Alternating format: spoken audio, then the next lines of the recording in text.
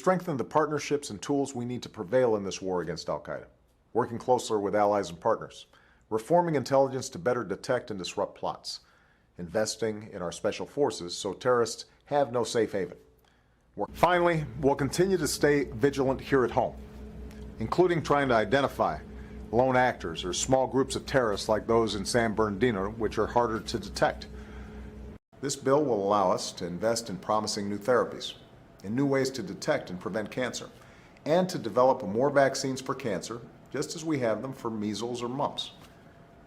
And that allowed us to detect through our own citizens those most inefficient sectors in the government from the viewpoint of the person on the other side of the counter. In other words, from the viewpoint of our citizens. And we must come together to prevent and detect and fight every kind of biological danger, whether it's a pandemic like H1N1, or a terrorist threat, or a treatable disease.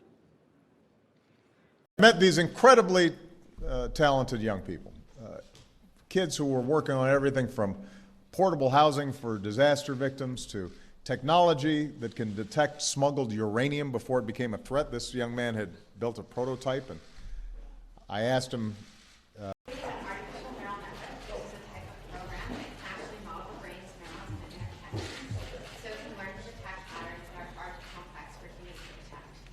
we want to see, is there in fact additional protocols and procedures that could be put in place that would further improve and enhance our ability to detect a potential attack. And we won't know that until that review is completed. In one of his first ventures, he designed a handheld device to help detect breast cancer. Now, healthcare is an area, for example, where the possibilities are endless for us as we learn more about the human genome. Our ability to potentially detect diseases, design drugs for specific diseases, individualize medicine so we know it's more effective, huge possibility. And then, at the White House, we're going to bring more nations together to strengthen our global health security so that we can better prevent, detect, and respond to future outbreaks before they become epidemics. And it's going to help vulnerable countries to, in the future, prevent, detect, and respond to outbreaks of various communicable diseases before they become epidemics. It chooses the ambient wireless signals to detect false. But